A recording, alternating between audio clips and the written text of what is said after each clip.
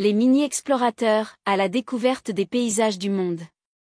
C'était un matin tranquille dans la cabane des mini-explorateurs. Ils étaient réunis pour planifier leur prochaine grande aventure.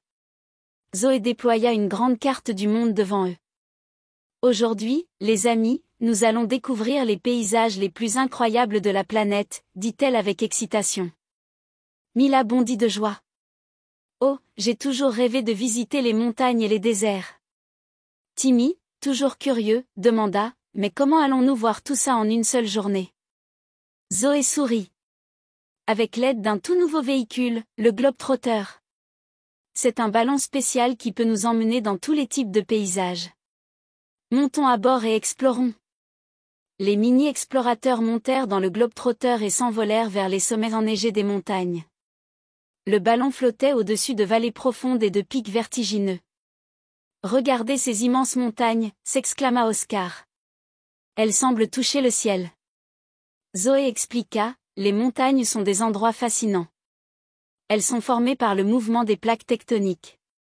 De nombreux animaux comme les chamois et les aigles vivent ici, et l'air est pur et frais. En explorant les montagnes, les mini-explorateurs rencontrèrent un petit bouquetin qui avait perdu son chemin. Grâce à leur esprit d'équipe, ils l'aidèrent à retrouver sa famille sur un plateau rocheux. Léo observa les environs, les montagnes sont pleines de vie, même si elles paraissent froides et hostiles. Le Globetrotter s'éleva à nouveau dans les airs, cette fois-ci en direction du désert brûlant. Ils atterrirent au milieu d'une mer de sable doré, avec des dunes qui s'étendaient à perte de vue. Il fait tellement chaud ici, dit Oscar, essuyant son front. Zoé, toujours la savante, leur expliqua, le désert est un endroit très sec où il pleut rarement. Mais même ici, la vie trouve un moyen de survivre. Des animaux comme les dromadaires et les lézards se sont adaptés à ces conditions extrêmes.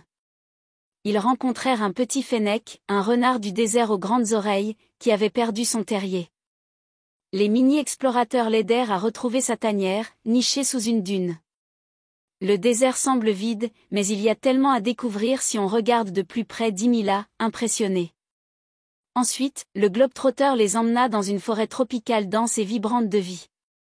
Des arbres gigantesques, des fougères et des lianes formaient un tapis vert luxuriant.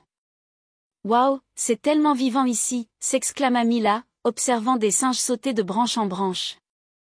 Zoé leur expliqua, les forêts tropicales sont parmi les endroits les plus riches en biodiversité au monde.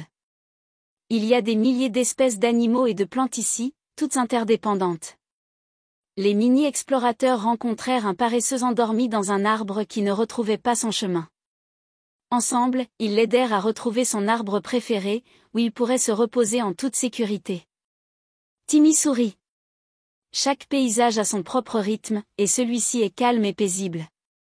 Le dernier arrêt des mini-explorateurs fut l'océan. Avec leurs équipements de plongée, ils se jetèrent dans l'eau bleue et claire. Des coraux colorés et des poissons tropicaux nageaient tout autour d'eux. Regardez toutes ces couleurs, s'émerveilla Oscar.